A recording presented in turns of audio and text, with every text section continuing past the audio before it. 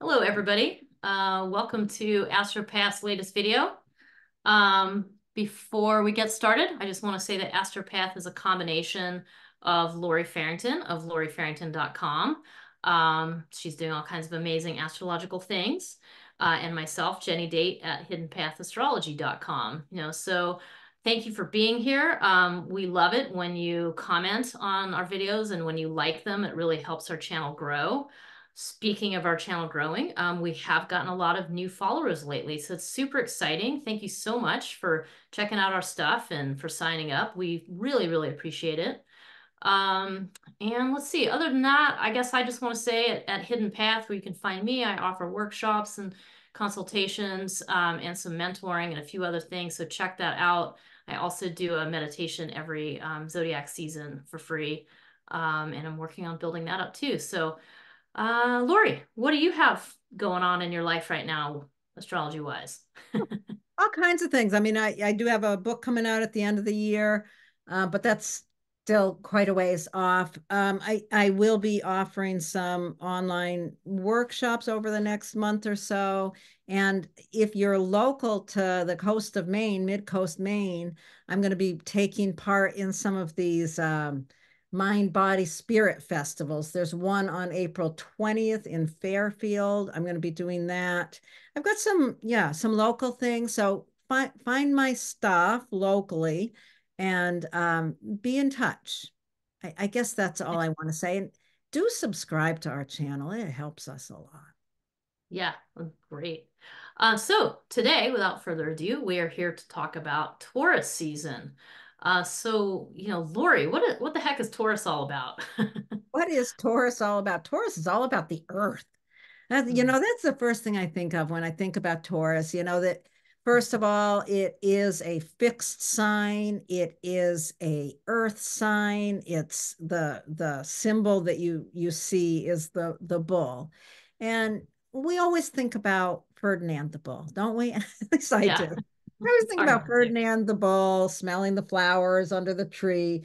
Um, a bull is a creature that will sit under the tree and smell the flowers, but if anything ruffles it, it is a bull, right? So, there's a lot in Taurus. It is ruled by Venus. So it's a feminine sign. It's a very, very powerful sign. What do you want to say about Taurus right off?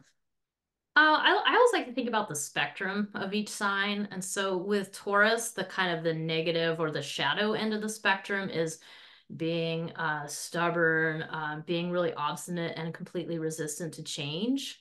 So those are kind of, and I'm also very conscious of like having recently listened to the whole podcast about unshaming the signs. So I really have that in my mind of just like not wanting to shame Taurus for being this way, because there is a reason for it. But nonetheless, that's kind of the more shadow side that really just stuck and I'm not going anywhere and nobody's going to move me. On the positive end, well, first of all, you can see that sometimes that's warranted. Sometimes you need to hold ground and refuse to budge. That is absolutely true.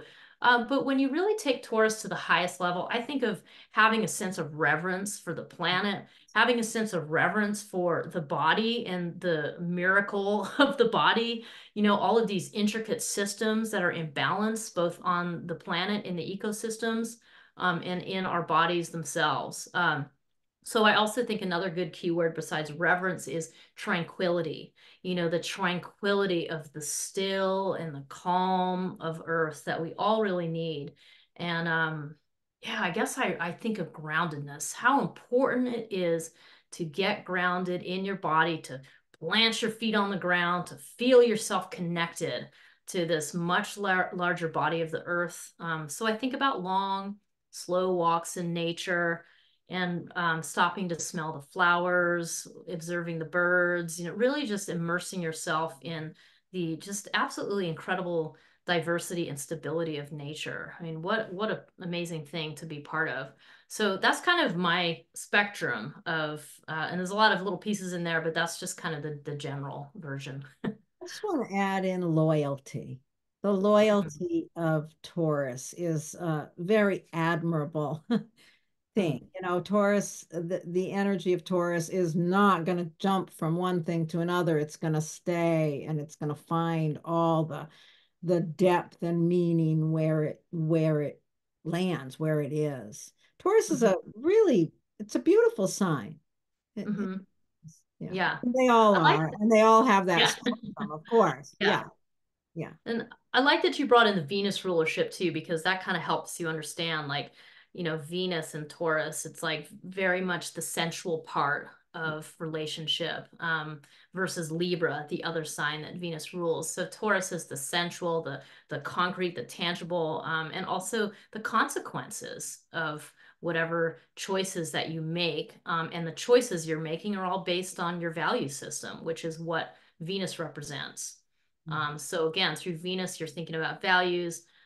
Libra kind of refers to the more mental choices version of of Venus, and then the Taurus is the consequences, the tangible results of whatever decisions that you make based on your value system. So it's really, I really like how that works together. So this is the yin face of Venus, the more feminine, earthy face, and I love how Taurus is funny because Taurus does have a little bit of a I want things a certain way, and Right. I'm going to insist that they be that way. There's a certain steadfastness to that kind of stubbornness. Yeah, it's stubborn Yeah, or it's steadfast. There's, you yeah, can look at the same thing from either perspective. And what was the other? There was something else I wanted to say about Taurus.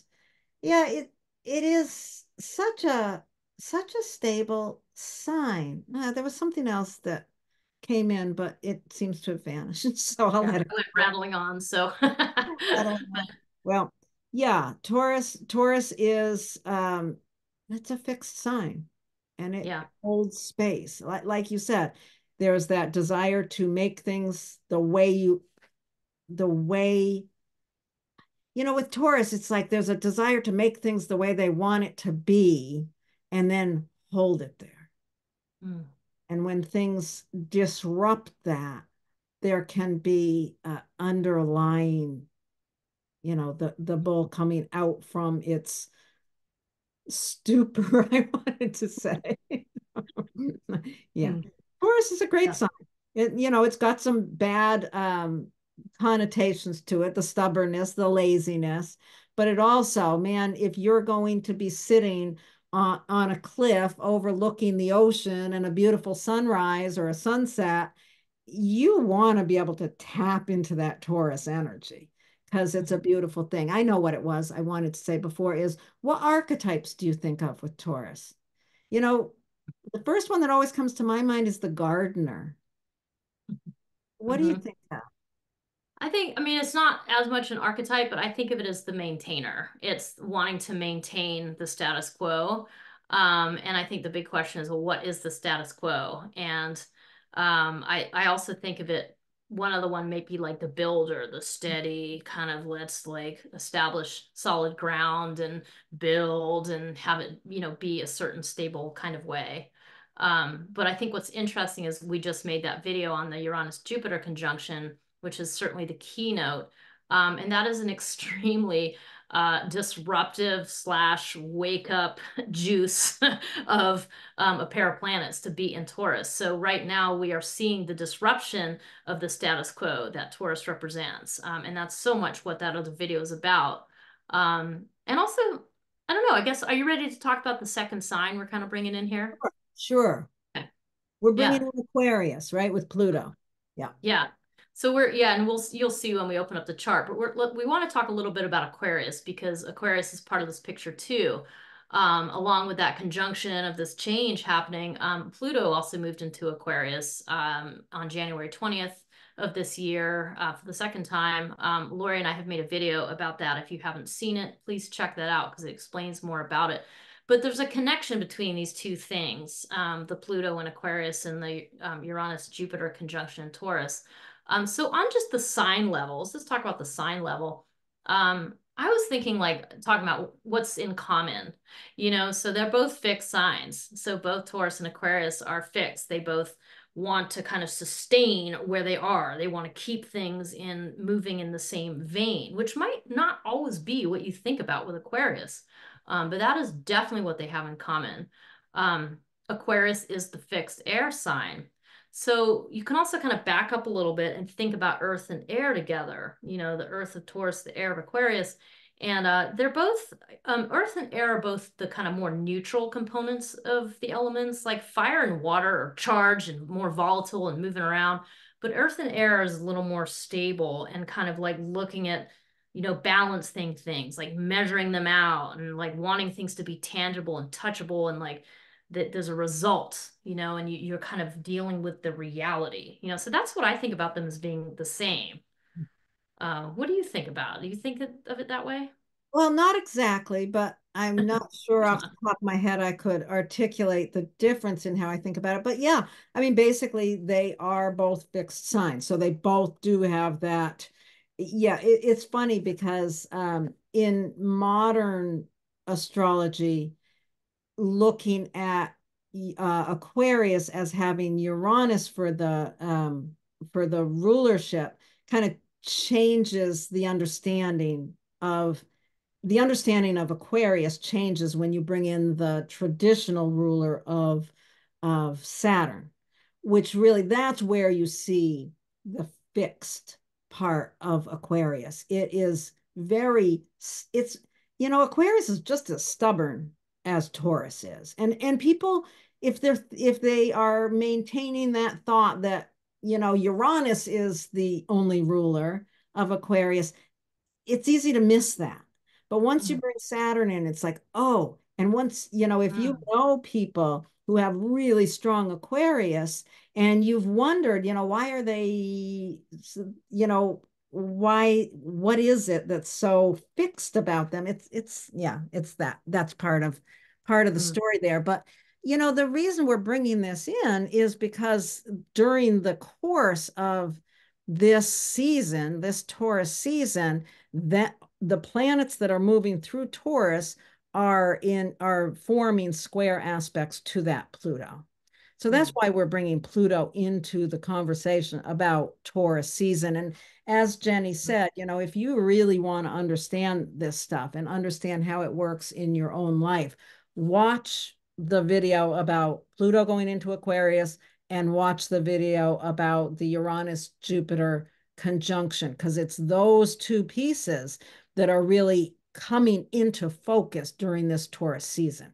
That's the mm, focus, and that's really what Taurus season is about. You mm, know, it's not just, oh, well, the sun is moving through Taurus, so we're going to go out and watch the flowers bloom, and we're going to take long walks on the beach, and, we're going to all find our inner sensuality, because there's so many powerful forces at play that are really being highlighted during this mm. time. Yeah, and just, so just to go a little bit further with the Taurus Aquarius thing, like, so what's the difference between the two? Why is there tension between the two? And that's something to kind of really dial into because it's tension causes growth. You know, tension is where something doesn't fit right and it kind of grinds, doesn't feel so smooth, and you are forced to kind of dig in and find a new way of approaching it or learn something new so that you can handle the both because the job of each of us is to figure out how to balance these two energies in our life so that we can take advantage of them and face the challenges and the changes that are inevitably here. You know, there's no question that change is here. It's just how do we each deal with it? And hopefully this is helping you shed a light on that. So the big difference for me is that Aquarius is an air sign. So Aquarius is all conceptual. It's up in the head. It's your thinking patterns. It's how you're like looking at the big view and picturing in your mind like how it could be different.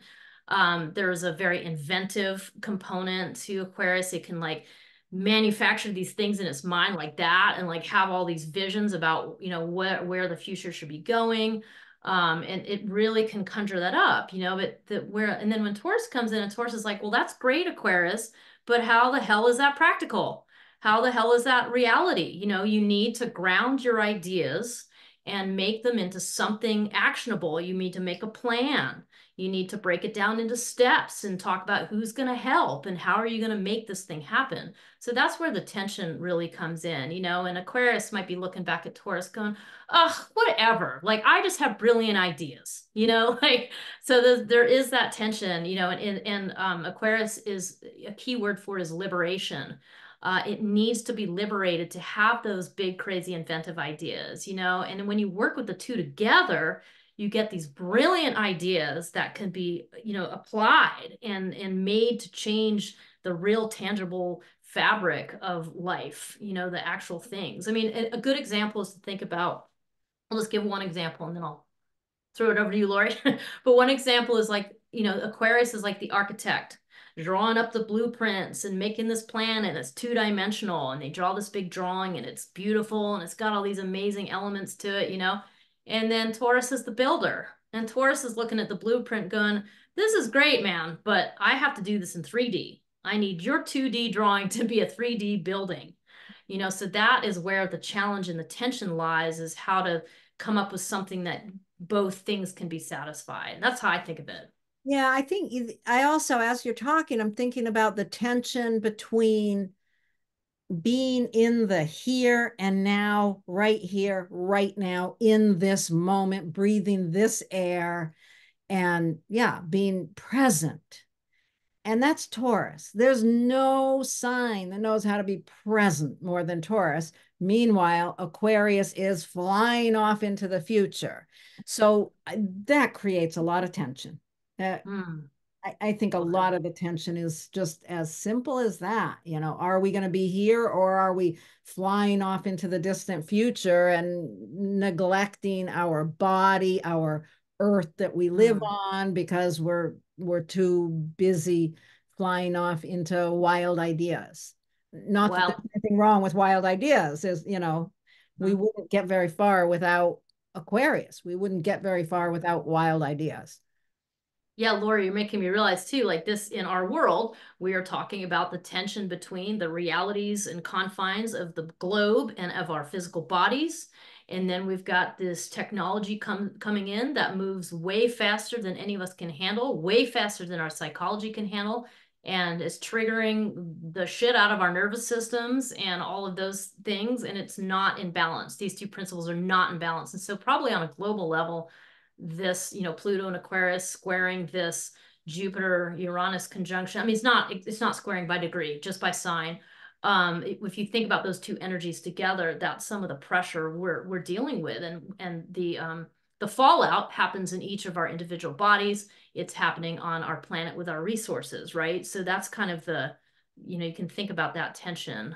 You know, whatever your viewpoint is or opinion, that's not really, it's just look at what's happening and evaluate how those things work together or not working together. So thanks for bringing that into it. That was good. Yeah. Yeah. Okay. So you want to open the chart and take a look at it? Yes. Okay, let's do that. Hmm. Yes, here it is. I got the right thing. Yay! Yay. Yay. All right, here is the moment that the sun has moved into Taurus. You can see it right here. It's moved away from all those Aries planets that it was all connected to quite recently. We've got a great big bull here with a lot of flowers to sniff on. I love that. Okay, so what do we see in this chart? What's important to look at? You know, my first thought is just the fact that the sun has pulled away from all that Aries. You know, we had the eclipse there quite recently, and we've had so much going on in that eclipse time in Aries. And we've Hmm. talked about that and talked about it. Go back and listen to all our videos. Yeah. Yeah, so it's interesting because about the first third of the season, about the first 10 days, you still have, you know, that lots of things going on in Aries. So you have the sun in Taurus, but all those things are still in Aries. So once you get to that kind of cutoff point, I think it is, yeah, it is April 29th. That's when Venus moves into Taurus. And so you start seeing that shift. Interestingly, though, Mars very quickly moves into Aries.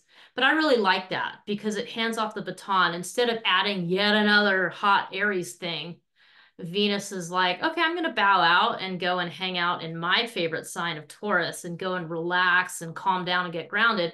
And meanwhile, Mars is like, oh, thank goodness, I finally get the heck out of Pisces. I'm over it. I just want to be in Aries where I can do Aries things. But there is that handing of the baton. I like that. It maintains a little bit of balance instead of just, adding more heat. It's not until later in the month that Mercury also goes into Taurus, but it does eventually. So by the time you come out at the end of the season, we're a much more kind of yin space. Things are more a little calmer, seemingly. And there's that square that we've been talking about. There's where we've got all of that, the Taurus, what's going on in Taurus, squaring what's going on in Aquarius. Mm-hmm. So we've got, Yeah, yeah, that's kind of, and that'll be the kind of things we talk about a lot in the impacts. What's interesting is you have Taurus season begins the very next day. You have that big conjunction that we've made the video about of Jupiter and Uranus at 21 degrees of Taurus. You can see that they're almost together here. So what ends up happening is you end up having connections to that conjunction. Not a ton, but a fair number. Mars sextiles that, which is you can actually see right that in the there, chart. yeah. Yeah, That's we a like that. lovely thing to just notice. I think that's one of the greatest things in this initial beginning of the season is Mars sextiling those. That's a nice connection there. Mars is really supporting from Pisces, really supporting this big shift of awareness, this big wake up around all those Taurus issues, however that is, culturally in the big picture, and then what we want to do is Mm, bring it into our own lives. yeah. Yeah, my image in my mind, I just kind of get these images sometimes. And my image for Taurus season is kind of this idea that that conjunction in Taurus is creating somewhat of an earthquake. It's creating it's like shaking up the land so that there's these kind of fissures and cracks and new soil that's peeking out that wasn't available before. It's changing the actual landscape. So what that's giving us the possibility of doing during this Taurus season is to scatter seeds into those newly formed fissures and chasms into the earth that's revealed this kind of new layer, new territory, new layers of nutrients that weren't there before. Like that's how to kind of think about it in a positive light, like this idea of that. And Mars is kind of supporting the whole picture by being kind of like, okay, don't worry, we can navigate this, we can make it through this chasm over here, and we just need to hop over this fissure here, and I'm going to sling a rope over that limb and we'll swing over that one and you can scatter your seeds. It really plays this kind of supporting role in terms of taking action based on whatever the new landscape is for all of us and each of us individually. Yeah, it sort So, of feels like Mars is. I love that image that you have of it kind of opening the earth in a certain way so that these seeds can be planted on in new soil. When the planets that are now entering Taurus toward the end of the month, as they each conjunct these Uranus and Jupiter, that's a conjunction is always a time for planting seeds. So there is this break in the story that allows this new planting. And it's sort of like, yeah, Mars right now, just as the season begins, is yeah, giving nutrients to that soil. And mm, sweet yeah, nutrients. It's Pisces. It's yeah, it's a really nice thing to think about how it's like allowing a layer of just goodness, sweetness, imagination, like the softer sides of what Pisces can bring here. yeah, yeah. I like that. So, that's kind of like, how that conjunction gets worked with. The other big keynote, of course, is what's happening with Pluto and Aquarius, because as each planet enters Taurus, it always has to get through that gateway of Pluto. I mean, Pluto is there kind of checking stuff at the door, like, well, what do you got to add to the transformation of the times? It kind of like pressurizes each planet as it newly enters Taurus. So you kind of have that theme in the backdrop throughout the whole Taurus season of this insistence on like it's almost like having to be like, have you considered the collective, is what Pluto's saying. Like, have you considered the needs of the group? Have you considered how you're meeting the demands of technology, or those kinds of questions. So that's the other theme. That's where the kind of there's pressure kind of added by that. So that's how I see it. I see it as like, the external forces of things changing, and how are you going to handle that? Yeah. And that's, yeah. Go in Aquarius, just, as it's so closely aligned with the incredible expansion of technology. The whole AI as Pluto has entered Aquarius, and it really is certainly pressuring that stability that Taurus always wishes it could find Yeah. and maintain. Yeah, and really pitting the conceptual technology stuff against the tangible resources of things, and changing the structure of everything, how we do Yeah, business, yeah, and yeah. and used well. I mean, squares are not a negative thing. They feel hard. There's that you've got to manage this stress and this pressure between them, but they also put us in a position where we have to face what's going on and do the work to bring them together, to take action, to move forward, because Yeah. both are necessary. hmm Yeah, so those are kind of the heavy hitters. Neptune's just touched on with the Mars Neptune conjunction. That'll be an interesting seed to plant. That's sometime in the middle there. Oh, it's on the 29th of April. Okay. And then Saturn is there's only sextiles of Saturn. Do you have any thoughts about either of those two? Oh, do you want to go into the actual calendar? Sure, yeah. Look through I it. see you ready. Let's do it. I'm ready. I'm ready. I Yeah. want to get in here. So what we have done here is we have broken this down into sections related to the lunar phases. So the first period of time that we're talking about is from April 19th, and this is all in Eastern time. So it doesn't say Eastern time here, but 9:59 a.m. Eastern time is when the sun enters Taurus. So the first little section of time we're talking about is from the 19th to the 23rd. And right off the bat, what we've got is that Mars sextiling those two planets, Jupiter and Uranus, followed the very next day by that conjunction. Watch that video. It's a really important one to pay attention to. That cycle that begins at the Jupiter-Uranus conjunction happens approximately every 13 years, and it's such a powerful thing to pay attention to. So do watch that video. hmm Nice. Yeah, and then the week kind of finishes out with that sun squaring Pluto. So that's an interesting mix of things there. That kind of adds some pressure right there. And then you have the full moon in Scorpio. We have another, so we had that solar eclipse in Aries. Now we have the full moon in Scorpio. So they're both Mars ruled lunations. But it'll be interesting to see what comes about at that full moon. And we'll do a Um, video about that one, right? yeah, we'll do a full moon, so we'll get into the what that all means and how to use that. But then we're kind of breaking this down by lunations just to get you tuned into the natural cycles. Yep, we got Mercury stationing direct on April 25th. So it's still slow moving. It's going to hold that degree for a little bit, but it's going to start picking up speed and moving over the territory it's already crossed.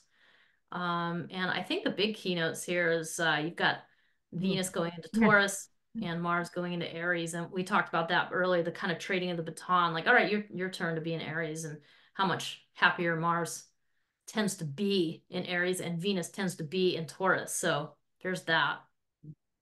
Yeah, that's so interesting that it happens just one day apart. Venus moves into its own sign, Mars moves into its own sign. They're both like, phew, thank goodness. Yeah, Get to go totally. into my own space. But then Venus no sooner goes into her happy place when guess what? She has to also go through that gate that you've been talking about really facing and having to work with the pressure of what's going on with Pluto. Yeah, so it's sort of like she being Venus, may be like, oh, thank goodness, I reached Taurus. Ah, and it's like, no, there's so much change here. The landscape has changed, Venus, since last time you were here in Taurus. You know, we're in a different place now. So that's kind of what that brings in. And then you have the last quarter square of the moon there, last quarter phase, I should say.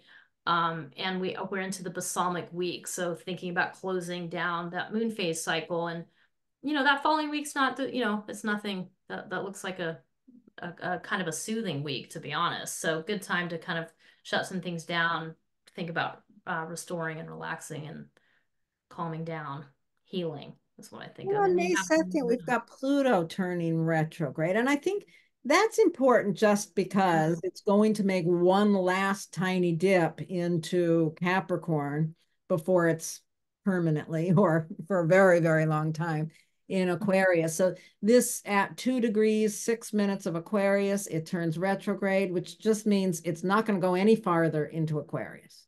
So if you've got planets at 3 degrees Aquarius, it's not going to hit them yet. It's going to wait until next year. But that's yeah. Pluto's retrograde starts then. Yeah, thanks. I'll skip that one.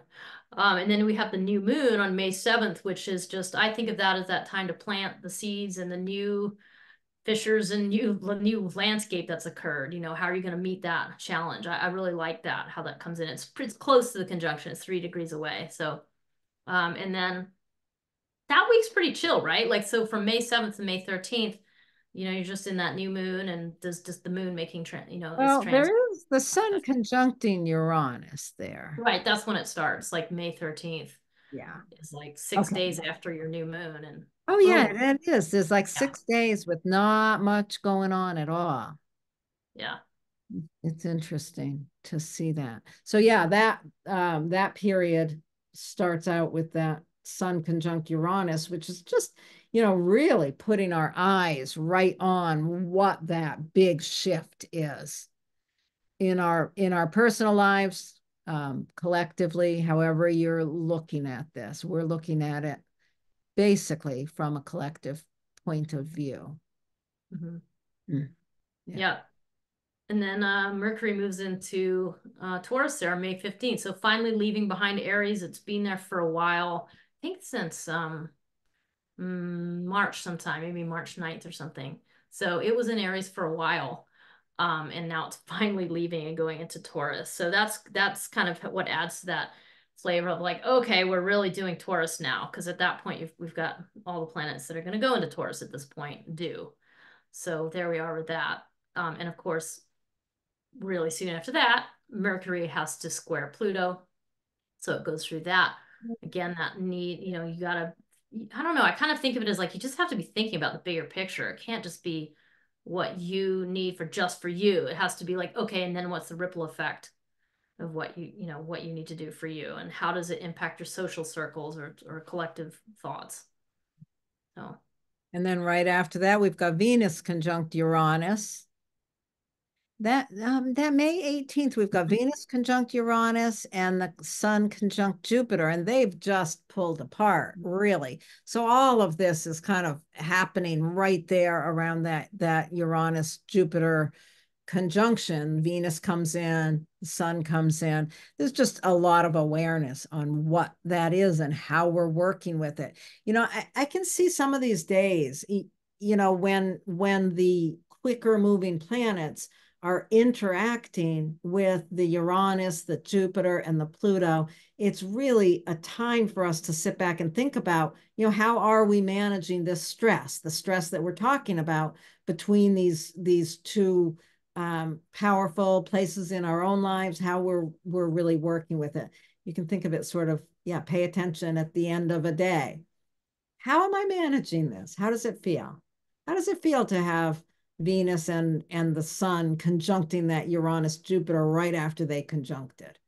How is that shining a light on the change in your own life that is bringing you forward into a very different future? I really feel like this Jupiter Uranus is conjunction is really changing our future. So yeah, listen to that. Listen to that video. Yeah. So in a nutshell, May 18th is kind of the hottest date on here. There's some other important dates. April 29th sure is, of course, April 20th. So April 20th, April 29th, May 18th. There's a couple other Yeah. hip hop happening days, but no, those are the one that May 18th in particular. I have a good friend whose birthday is that day, so I'll be Oh, yeah. sure to hear about it. Yeah. Yeah. That's interesting, isn't it? Yeah. Okay, and then that brings us to the end of the month, May 20th. The sun goes ahead and moves into Gemini, and we've got a whole new story to start working with on a personal level. Yes, we do. All Okay. right. Are we ready to move into the individual impacts? Yes, we are. Okay, let's do that. And let's start with people who have Aries rising. What a surprise. We always start with Aries rising. So those of you with Aries rising, let's see, this Taurus season is happening in your second house. So before we talk about other things, let's just revisit. The second house, really, in a nutshell, has to do with value. It has to do with the way you value yourself, your set of values that make up your value system, the way you value money, the way you value your possessions and resources. Those are all second house topics. So there's definitely a financial piece in there. It could also pertain to how you earn money. You know, what is the way that you earn money? What's your livelihood? So those are the topics that are being brought to the forefront during this Taurus season. So there's some kind of wake up that's happened to you in regards to that second house. There's something about your values or the way you value the things around you, or the way you use your resources that is really kind of in the hot seat of some big changes. Now, Laurie and I have included Pluto in here too, because we had that extensive conversation about Aquarius and Taurus. And Pluto is busily in your 11th house. And the 11th house is your community. And again, that's a way that you actually receive support from other people. And community can mean a lot of different things. It can be your work group in your profession. It can be a larger group of friends. It can be an exercise class that you go to and you see familiar faces. You know, those are just some examples. But the thing you really need to take away here is there's some kind of way that there's pressure being exerted that is coming from your community. There's some need that they have or something that's being kind of asked of you or demanded that you recognize. And it's really putting pressure on your value system. Maybe it's putting pressure on your pocketbook somehow. You need to contribute or something. But there's a tight connection between that community and where you get those supports and your value system or the way you value yourself. So that's really what you're thinking about. How do you manage that pressure that's coming at you? And how is it impacting the way you value yourself or the way you deal with your money? Mm. Um, those are kind of, I mean, that's really the crux here. So yeah. Yeah, I think you covered that really well. I think it's really interesting because that's how I kind of think of this is I can imagine a scenario where your community is going through some profound change and you really need to step forward with your Taurus steady, stable values or your wallet or your credit card to support that. And it's not an easy thing, but you know you have to find a way to really support the change that's happening in your career. Bottom line.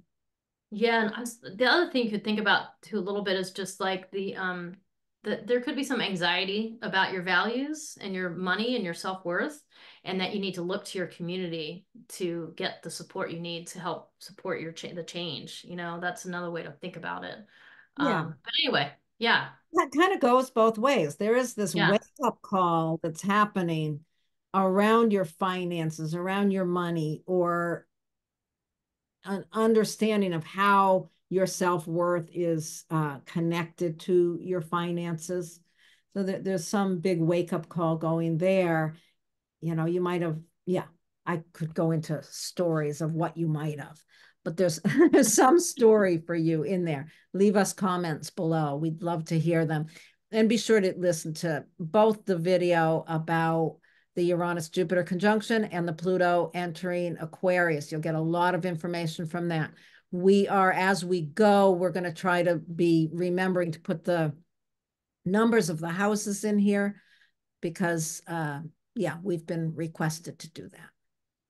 So let's move on to folks who have Taurus rising.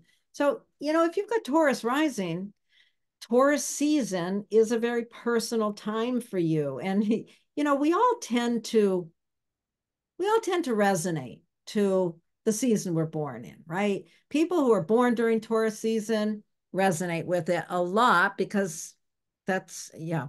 Anyway, Taurus is your first house. This is where the light is shining for you. This is within this area of the first house, which is really your personality. It's how you show up in your life, how others see you. You are experienced in this way very strongly. There's a big shift and a big change happening with that. Listen to the video about the Uranus-Jupiter conjunction to get more of an understanding of what that big internal change of self is about. And at the same time as you are going through these profound personal changes, there's this incredible pressure coming from how you make a living or how you show up in the world. The Pluto up there in Aquarius is in your 10th house. So there's a lot of pressure either coming from your career or your social reputation that is really creating the necessity to respond to it. Your personality has to respond to this profound change of your reputation or your career. It's really as simple as that. Think about it. Think about how you're going to use the pressure in the outer world to support the changes of your own personality. Mm-hmm. Yeah, I really like this one because I think about, you've covered it really well, like what the topics are here, and it's interesting to think about there's some big pressure coming from, what's being asked of you for your profession. I mean, it could be a change of job. It could be that you're, working on something that's coming to fruition and it's going to change everything, and so there's definitely some pressure and it's going to change the way you present yourself in society, what is seen of you. I mean, the first and the 10th house are so much. I mean, these are the two most powerful houses in the whole thing. So if you have Taurus rising, it's like your fundamental way of showing up in the world is just changing, both amongst your familiars, your people who know you, and also, in the public eye. So the question is not, whether it's going to change. It's going to change. The question is, how are you going to manage this? How are you going to rise to meet the challenge? How do you want to change your appearance? How do you want to meet that difference and do something different? Maybe you want to, pick up some new workout routines or something like that that changes your body. I mean, it just depends what's going on for you. So Yeah, those are some of the topics you definitely want to think about. that's great. Okay, let's move now to folks who have Gemini rising. Alrighty, so those of you with Gemini rising, this Taurus season, like every Taurus season, is happening very much hidden from view in your chart. It's happening in the 12th house. The big takeaway here on the 12th house is it's everything that's happening behind the scenes.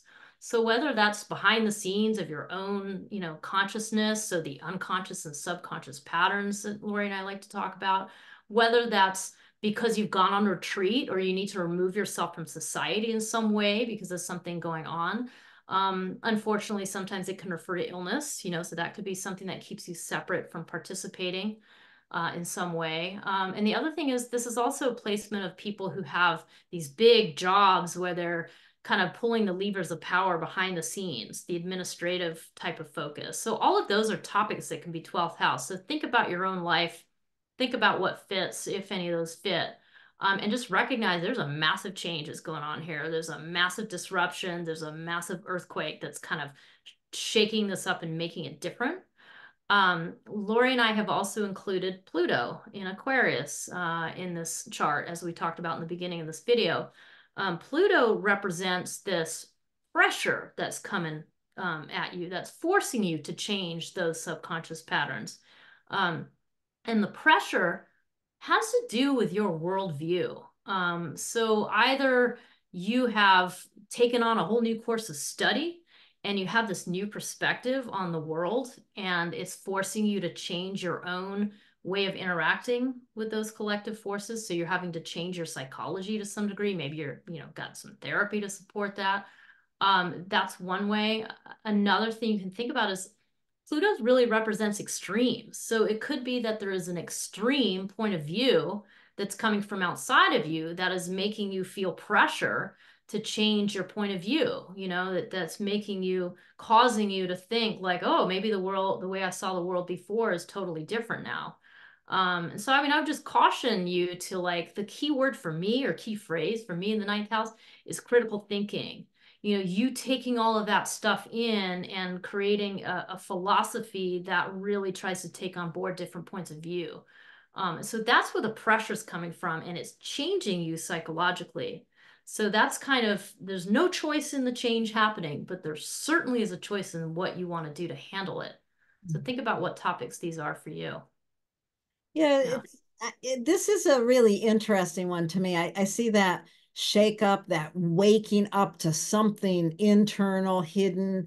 And yeah, it could be involved in your psychological patterns. It could also be a spiritual awakening. And Mm-hmm. you can see how a spiritual awakening could be certainly pressurized by a profound change in the worldview. So there could be a stress coming in that way.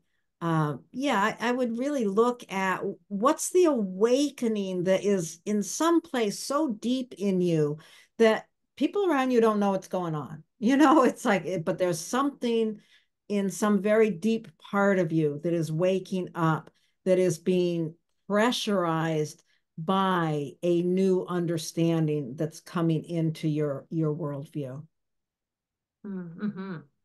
Yeah, it's a funny one, but I do think during tourist season, it's like thinking about your connection to the bigger picture, even the collective, or how are you impacting other people? How are you from, and I like that, I love that you brought the spirituality into it, because it could be kind of a spiritual focus. It could also be another way you impact people, like playing music, or making art. I mean, I can think of two good examples, between you and me of people doing those things, and those things have an impact. So, yeah.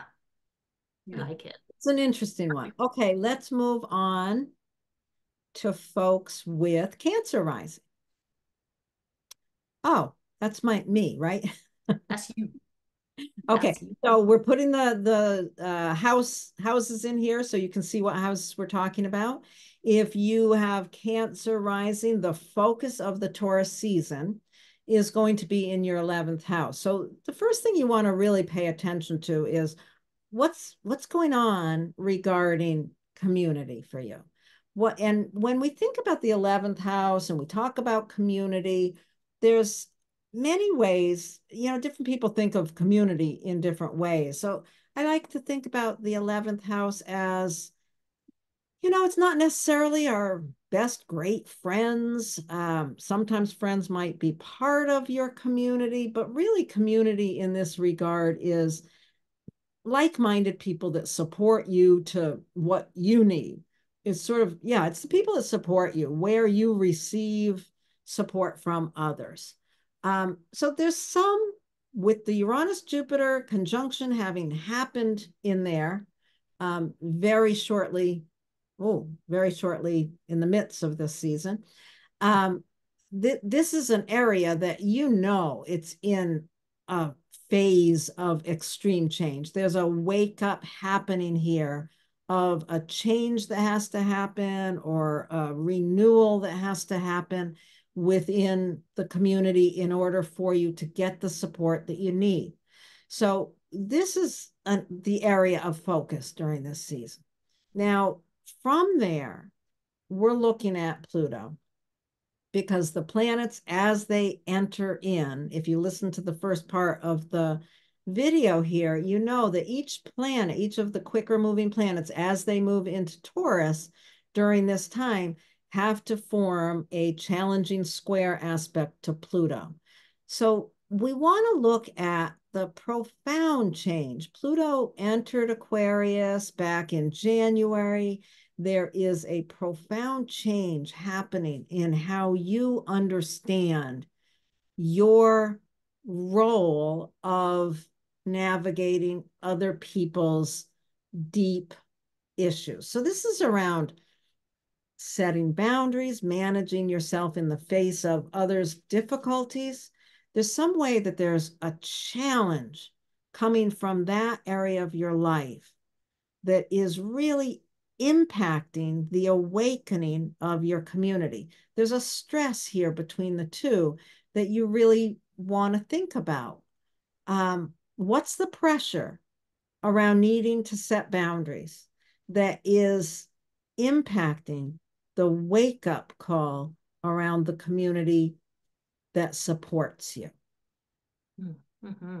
Hmm. Yeah, I think where my head goes too with that 11th house, and Laurie, I know you like to talk about it that way a lot, but is the idea that the 11th house is where you receive love and support, and it's the community, it's the group, it's the social circles that are supporting you as an individual. And so I also think about here with the change here can be that there's a new way for you to be receptive to community, to supporting it. It might be that, there is change in your actual community. Maybe you're opening to new ones, or maybe one you're used to be part of isn't really serving you very well anymore, or vice versa. But that's not really the question. The question is more like your openness. What are you receiving from that? And that might be where some of the change can be. I mean, maybe you just start recognizing how some communities see you in some ways and support you, and other communities in other ways. And that's fine. Like the diversity of that is actually really helpful. So that's kind of where like this Taurus season is really allowing you to consider. And just like Laurie says, like I definitely think, the skill is as you learn new boundaries that Pluto represents, this long, slow process of learning a new way to kind of to navigate through other people's stuff, with your boundaries, like having this ability to do that. So that's having a big ripple effect, and it's changing you. That's the tool that you need to kind of make these shifts in your community. It's just be like, oh, I just need to shift this a bit, and you'll see it's pretty powerful what a ripple effect that can have. But that's, this Taurus season is really giving you that chance to kind of, who is my community? Where are they? What are the changes? What's going on here? So that's how you really want to try to take advantage of this. Absolutely. Okay, so let's move on to folks who have Leo rising. Okay. Racer does not seem to want to do that one. Okay, so those of you who have Leo rising, this Uranus Jupiter conjunction has fallen in your 10th house of career. The sun has just moved in there. So for those of you Leo rising, there's a big shift in the way that the way that you have your profession. There's a big change going on there. So I think during Taurus season, you really want to think about how do you want to meet that? What are the shifts that are occurring? So asking yourself, like, where are those shifts? Like what needs to go on here? So in the meantime, well, the 10th house is a very important area. It's your public reputation, your social reputation, very powerful house. So it's likely that you have some questions about how you're showing up in public. I mean, maybe you've gone through a move, maybe you've got, a whole new job, or maybe you've just come out of school and you're looking for a way to start a new profession. Those are all questions that could happen, or that you could have, I should say. Or another thought would be that maybe you've been a stay-at-home parent, you're going back out into the workforce, or vice versa. Because again, that 10th house is your social reputation, not just your profession. In the meantime, it's really interesting where Pluto is. And we've included this in these charts so that you can understand how these two energies work together. The Aquarius and the Taurus energy we talked about in the beginning. In this case, there's a lot of pressure coming from something new and different that you're doing in your partnerships. Maybe I mean, this could be your spouse. This could be a marriage partner for sure. It also might be business, especially because you've got the 10th, 7th house connection. Could be a business partner that you need to embrace in order to evolve in the way that you want to in your profession. Those are some of the things. The big question, though, is there is pressure. Mm. Uh, you can't do anything about that pressure. There's something so fundamental that's changing as part of your identity as a Leo rising person here. But the thought is, well, what do you want to do with it? How is it going to impact your career? How do you want to walk out and meet this change and this challenge and expand the way you're doing something in a totally new direction? No, that's some of the topics you might be thinking about with this one. Yeah, it's an interesting combination, isn't it, Jenny? I like this one. It's like there's and it could be as simple as there's some pressure coming from a partner or a partnership that is really resisting the changes that are happening in your career. There could be, jealousy involved, power dynamics involved here. But both areas are changing. Your partnership or partnerships, whatever, whether it's a marriage partner or a business partner, there's some big shift underway that is in um, in a demanding relationship to the wake up around your career. There's something important in there to consider. So, right, just like Jenny said, you can't change the fact that these dynamics are going on. You can work with how to find kind of a middle path and allow both to change and grow. So there you have that, I think. So now let's move on to folks who have Virgo rising. I know a few of these people. Um, okay, so what's happening for Taurus season? If you have Virgo rising, and we're putting the numbers of the houses up, so you can really see that easily. So the Taurus season for people with Virgo rising, Taurus is really being highlighted in your ninth house, and the ninth house is, simply put, it's your worldview. It's your bigger understanding of the world. Our lives can be very small, but the ninth house is where we get the full big picture. And, all the things that kind of contribute to our worldview are involved here in the ninth house, things um, like education and travel and understanding other cultures and even religion, not spirituality, but religion, politics, all of those things that kind of combine to give us an understanding of the world. So this is where the attention is being focused during this time. And it's the area where the Jupiter-Uranus conjunction is happening. Be sure to listen to the video about the Jupiter-Uranus conjunction because that will give you a lot of information that's really important. Now, as the focus is in this house, you also want to be paying attention to the fact that there's some serious stress on that wake up call, the awakening to a new worldview. Maybe that could be what's happening. You're awakening to a new worldview.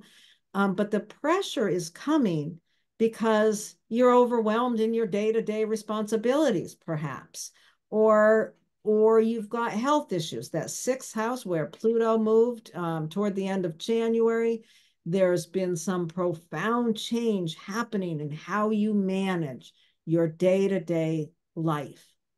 And that pressure is, that is putting a lot of pressure on the awakening in your worldview. Mm-hmm. You've got to find a way to work with those two together because they are both changing. And I look at this one and it feels very overwhelming to me. It feels like, oh my goodness, there's this big wake up in the world view, or how you exist in your own worldview. And then there's this pressure on the day to day. It Mm, feels a little overwhelming. So finding a way to work with that is going to be very important. mhm. Yeah, I think what you have going for you in this one too is that as a Virgo rising person, you've got a mutable sign as a rising sign, so you're pretty adaptable. That's part of the beauty of having Virgo rising. And then you have the sixth and the ninth house activated, and both the sixth and the ninth house are a little bit more flexible houses. They're cadent houses. They're a little bit more concerned with learning and like where do you need to kind of make some shifts for your learning, you know? So even though these are fixed signs and that makes it challenging, they're both focused on learning. So there's a connection between, you know, whatever it could be, that there's a connection between like your health issues and how that's making you, you know, see the world differently, you know, or it could be, again, it can go both ways where you've received some sort of education and now you need to restructure your lifestyle. You know, you need to incorporate more things in. You know, the sixth house is very concerned with the kind of the nuts and bolts of life, the like the tangible structures of your life, these habits that you have. Whereas the ninth is a little bit more identity focused. So there's an interplay between, you know, how you express yourself and then what structures need to change. And that's kind of in thinking about these two areas of your own life together, that's where the big wake up is letting there be an interplay between your philosophy of life and then the actual lifestyle that you're doing. So that's kind of how I think of those together. Awesome. I think Yeah. that's great. Okay. Hey, there we are. Okay, so Libra rising. For people with Libra rising, this Taurus season is lighting up your eighth house. Boy, I always think it's so interesting how Libra rising people have Taurus in the eighth house. I mean, because Venus rules both of those signs. You know, Venus is in charge of your whole chart as a Libra rising person. And then now you have this like activity in your eighth house. So I just think this is fascinating because the eighth house is so much about how you deal with other people's stuff, you know, other people's value systems. So again, other people's money, other people's intense emotions, other people's attachments to you name it, you know, their stuff. And the eighth house represents that place where you just bump into it. You bump into other people's stuff, and it's just part of life, and it's how relationships get deeper and more meaningful. And we want that. But you can't get there without having to manage disruption. And having Taurus in your eighth house means that you don't really want disruption of other people's stuff coming at you. So, and here we are during this Taurus season where there's nothing but disruption and shakeup coming. So there's a very hot topic here for you. And really all you're trying to learn as a Libra rising person is quite honestly how to know yourself well enough to establish the boundaries that you really need to keep you happy and healthy as you deal with other people's stuff. It is an absolutely vital skill. And this is really giving you an opportunity to try something new, do it a different way, learn something different about how you want to handle this part of your life with people, because it's only going to serve to help you. Mhm. So that's my kind of spiel about the eighth house. Mm. And then at the same time, Laurie and I have included Pluto on these charts because Pluto is exerting pressure. And in this case, Pluto is in your fifth house. So this is interesting because it's suggesting that as part of this picture, you must change the way that you give of yourself. The fifth house is the way you give of yourself.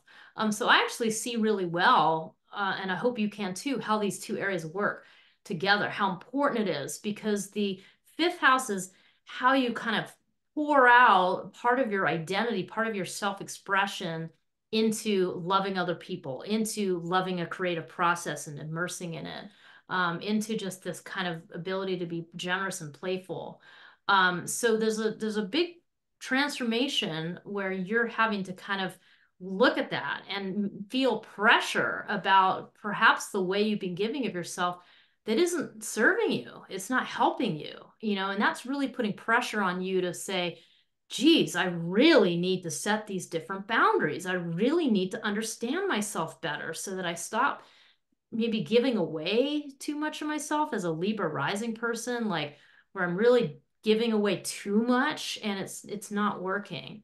So there's something about those topics that might not be exactly how it's playing out in your life, but there's certainly some kind of pressure around the way you give yourself, a creative process. It could be your kids. If you have kids, there's certainly the fifth house can be children. There might be some way that children, and because it's Aquarius and their attachments to technology, is pushing you to set boundaries around how you manage that and with your children, that could be one way this would play out. So think about your own life. Think about where these kinds of topics might be showing themselves in your life and recognize that you can't change the fact that there's change, but you do get to choose how you want to handle it. That's my thoughts about this one. Yeah, this is a really interesting one, thinking about that profound shift in how you give of yourself and the wake up. It's like that pressure just really, if you work it properly, and it's not easy, obviously. And with Libra rising, you kind of come into the world feeling like you're supposed to please everybody.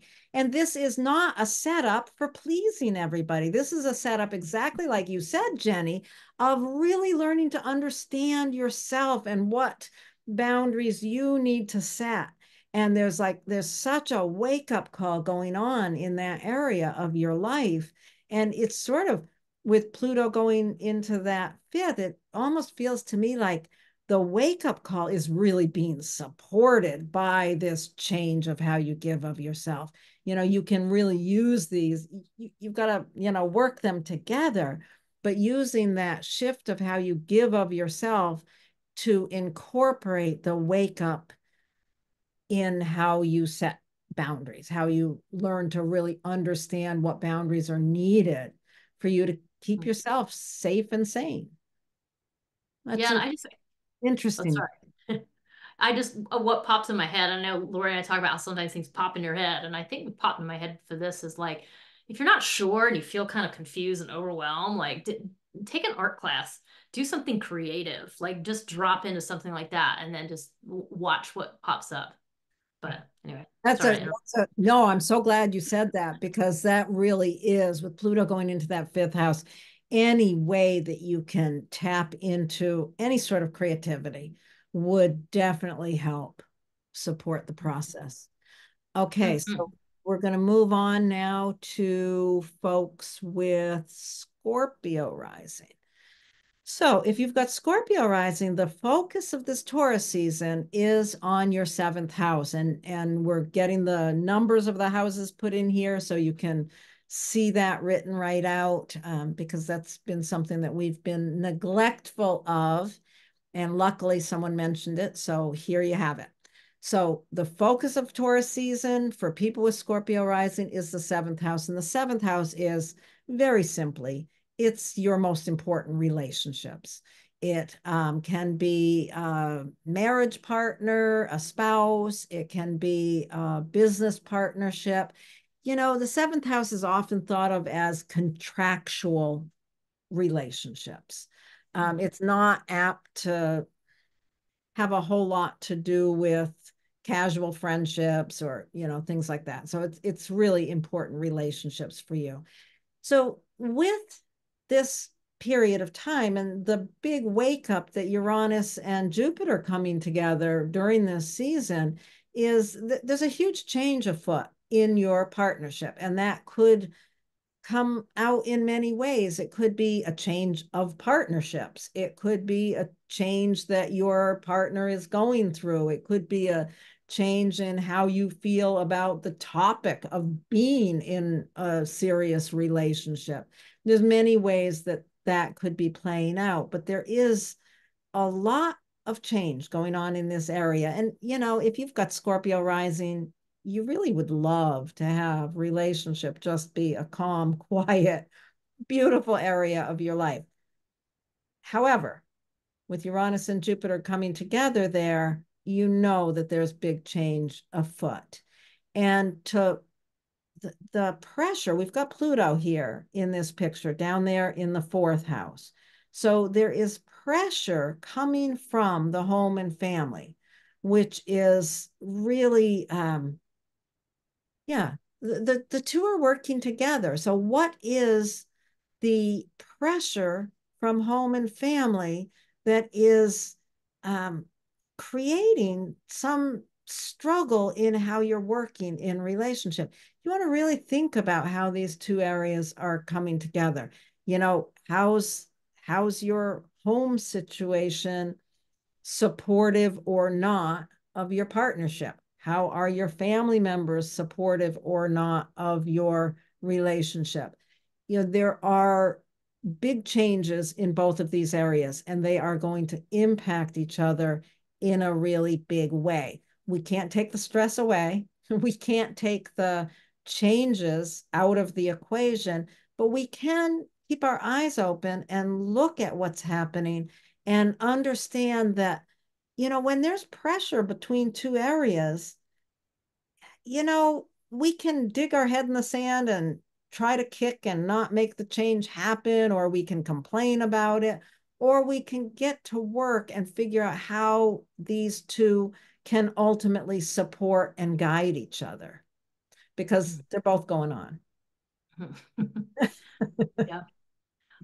It's interesting here, you know, like Scorpio is a fixed sign, and then you have these big things happening on a fixed signs. So that just means that for a Scorpio rising person, that there's a big change to do with identity. I mean, these are both part of your identity, where you're from and who you're with, you know. So this is a big deal, you know. There's certainly some shifting happening. But also like, you know, don't take away from this video, oh my God, headed for a breakup, you know. That's not necessarily the case at all. These things can be extremely internal, especially as a Scorpio rising person. You know, this is the way you show up in your partnerships. This is, you know, this you might be projecting some of your stuff onto your partner if there's a lot of conflict there. And it's time to kind of recognize that, because that's just projection is just normal. It's what we do as people. It's how we learn about ourselves. So it's not something to be demonized, it's just something to be worked with. So that's where the hot seat is during Taurus season. I mean, again, it could be more external, but there's always going to be an internal part, no matter what.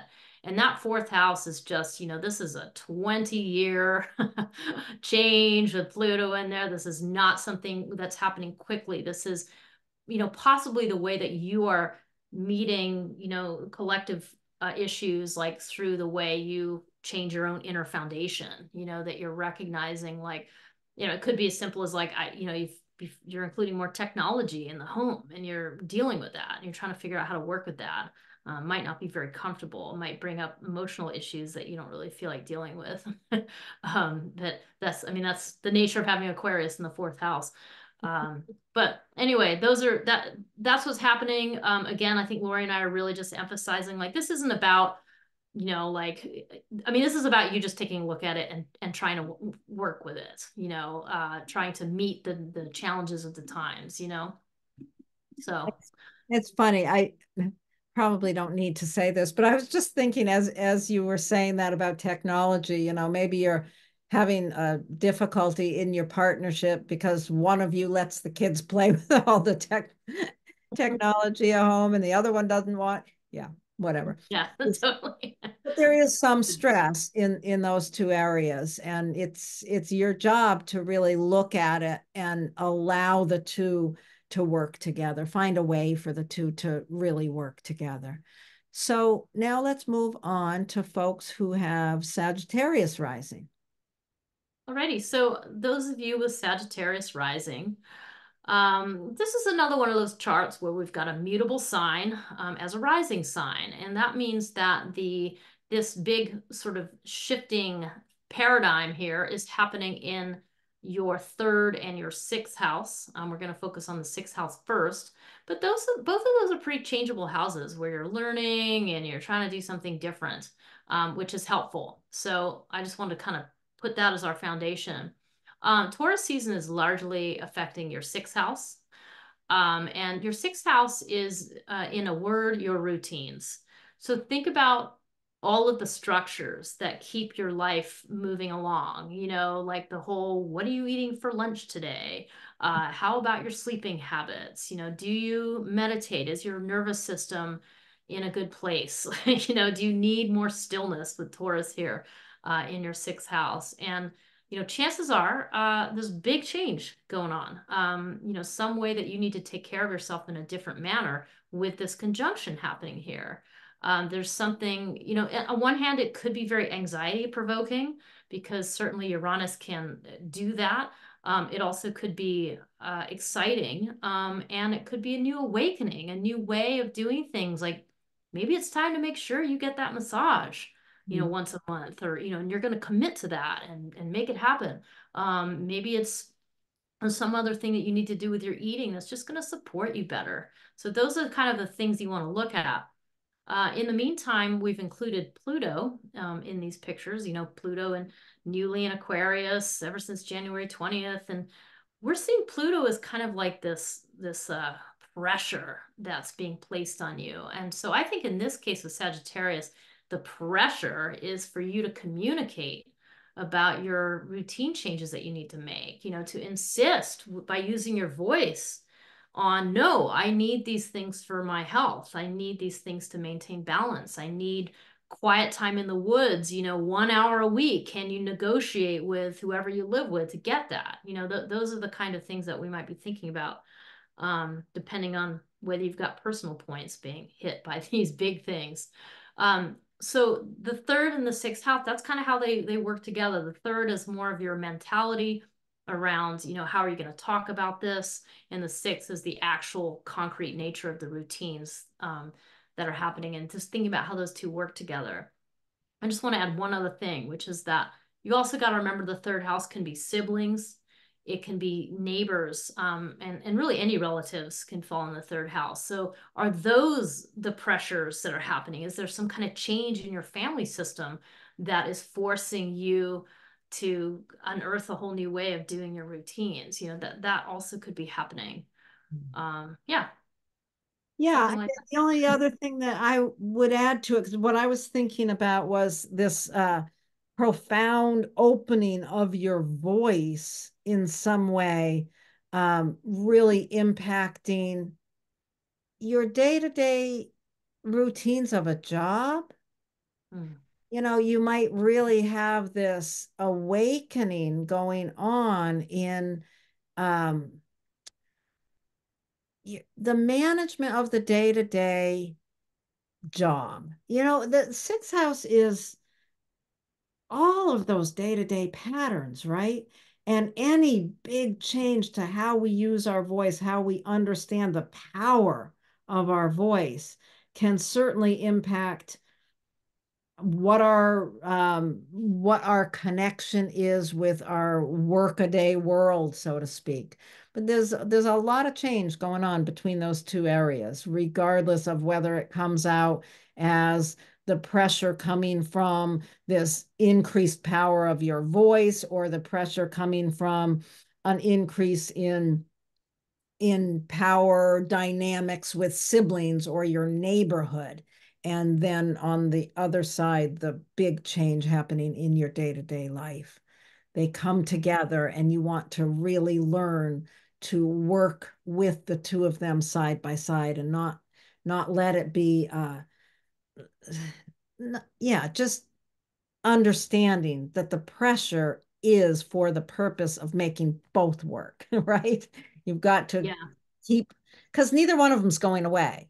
The power dynamic in the third house is not going to disappear, and the big wake up change in your day-to-day routines is not going to disappear. So you've got to find a way to work with them together. And if you want to understand this more, please listen to the two videos I'd really recommend you listen to. One is the Uranus-Jupiter conjunction, and the other is Pluto going into Aquarius. You'll learn a lot from those two.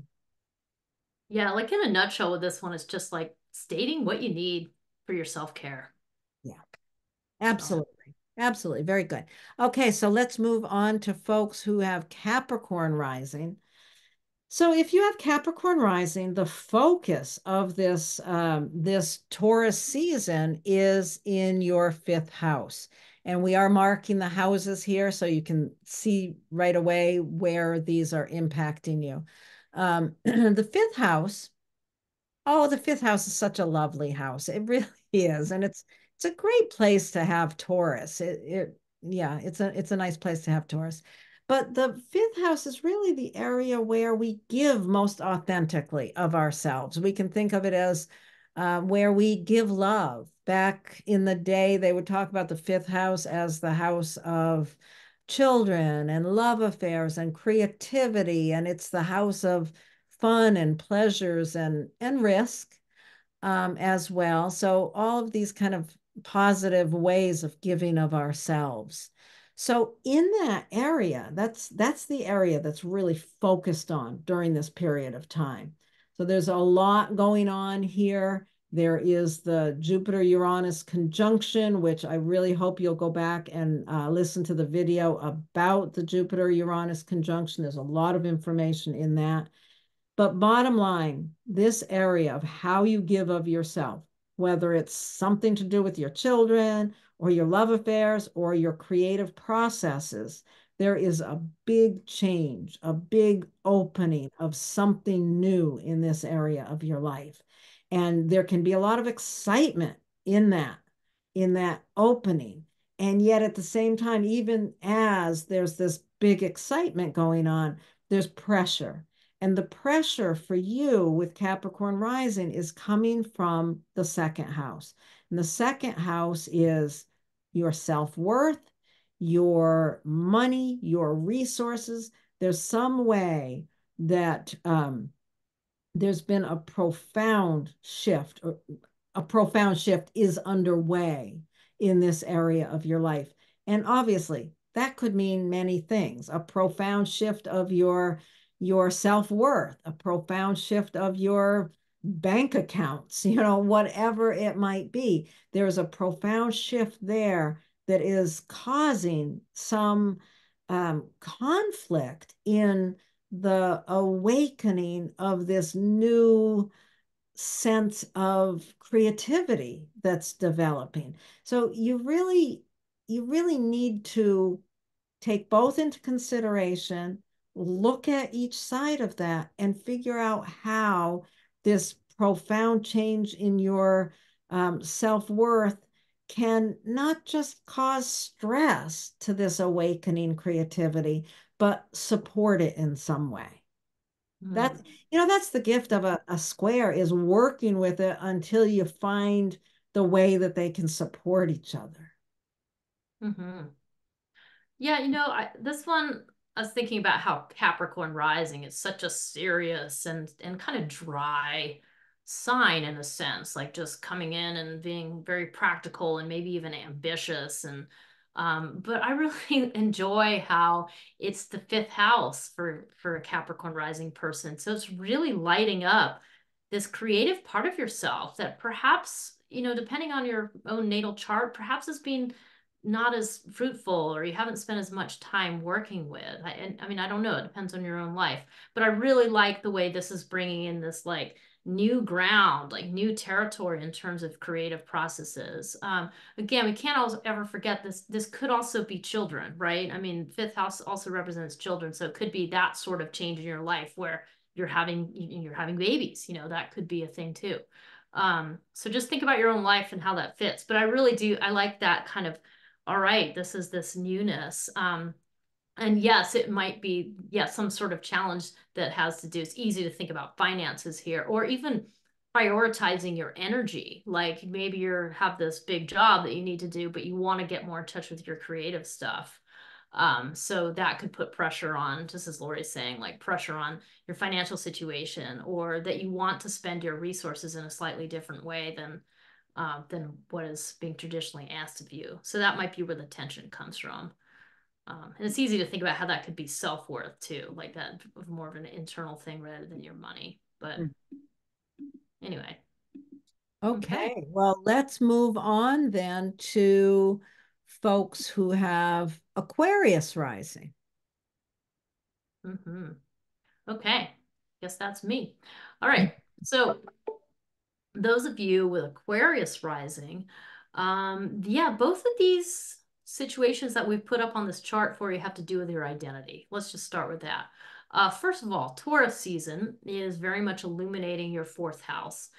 Your fourth house is your foundation, whether that is your internal foundation of your personality or whether that's your physical home that serves as your foundation in your life.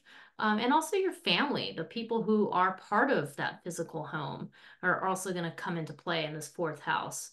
So there's something about this fourth house that is being illuminated in a new way. There's a way that is being brought to life in a new way. There's an awakening or there's a shakeup.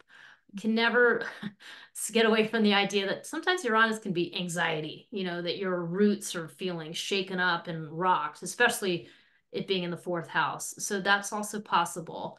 It is an opportunity, however, to plant some seeds in that new ground, to do something really different in your emotional foundation.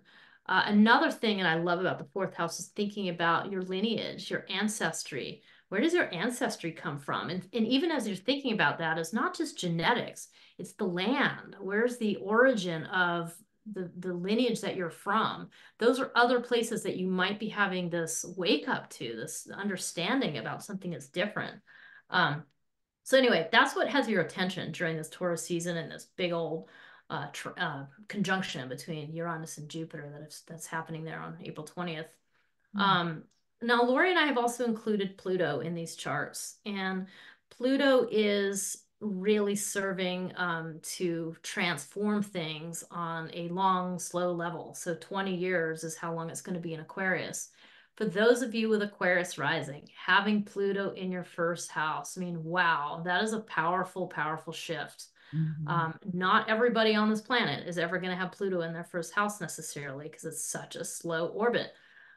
So this is pretty unique. This is a potent time to be really working with this. So it's sort of saying there's almost this pressure of that you personally are changing on this really intense and deep level. The way that you show up in the world, because your ascendant is how you show up in the world, is really changing. And what's having to happen is you're having to change those underlying structures, those underlying foundations that are underneath your personality. I mean, they're very tightly connected.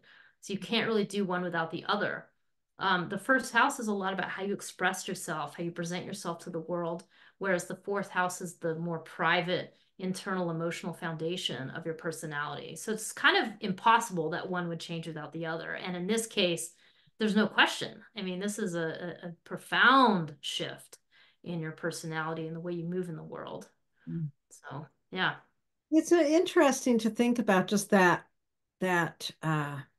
awakening in the fourth house. There's something that's really being sparked and woken up. And I like how you've talked about it as opening a space where new things can come in. And what is it that is really shifting here within that root core of your home or your family? And yeah, it can entail so many things, but the power of your personality shifting the way it is with Pluto in there, there's a pressure there that could really be reflected in your relationships with family members. I can imagine that being a way of it showing up, or somehow understanding yourself, the bigness of you, the power of you, being reflected in an understanding that maybe even the physical home you're living in just isn't big enough for what you are about in the world. I don't know, there's some pressure there between the power you're beginning to understand that you hold in your personality, or that's coming forth in your personality, and that wake up shift around the home. That's a very interesting one. If you have this in your chart, If you have Aquarius rising and you're listening to this, first of all, I would really encourage you to listen to the video about the Uranus-Jupiter conjunction and about the Pluto into Aquarius. Um, those two videos would be really good for you to listen to. And leave us a comment. Let us know how you see this playing out in your own life. It's definitely a very interesting one. Mm-hmm. Yeah. Nice. Okay, so let's move on to folks who have Pisces rising. Now, for those of you who have Pisces rising, we've got the focus of Taurus season is happening in your third house. So this is yeah, the attention, the focus, the sun brings its warmth wherever it goes. So it's on your third house. Someone drew a 4 in the third house. Oh yeah, whoops. Oopsies. Okay, so that is the third house, not the fourth house. So you want to Sorry. really, first of all, we want to think about what is that third house referring to? And the third house is about our communications. That's kind of the first thing I think of is communication. But it holds other things such as relationships with siblings, neighbors. It can also refer to your neighborhood or, the person at the grocery store that you see every Saturday morning or whatever. It's sort of these people that populate our lives that we don't really choose. So Mm. there's really, you want to think about what this means for you in the scope of all of those things. The other way you can think about the third house is, yeah, it's what's in your immediate environment in some ways, and your voice, how you use your voice within that immediate environment. So, what is the change that's happening there? What is the focus with the Jupiter Uranus happening this month? This is an area that is in the midst of really big change. And if Mhm. you're listening to this, you're probably aware of what it is. It's some sort of a expansive wake up call around how you use your voice or how you live within these particular kinds of relationships or in your neighborhood. There's some way that you're seeing a crack in the surface that something new can begin in. Listen to that video about the Jupiter Uranus conjunction. It'll tell you a lot. It'll help you understand this a lot. So that's where all big focus is during the course of this Taurus season. We've also included Pluto here, which is in your 12th house. The reason we've included Pluto is because everything that is happening this month, not every single thing that is happening, but a lot of what is really impacting us this month kind of has to go through the gate of Pluto. It kind of has to reflect on the tension and the stress that Pluto has brought as it moved into Aquarius back in January. It is um, powerfully, profoundly impacting for you the 12th house. And the 12th house is considered, it's called the hidden house.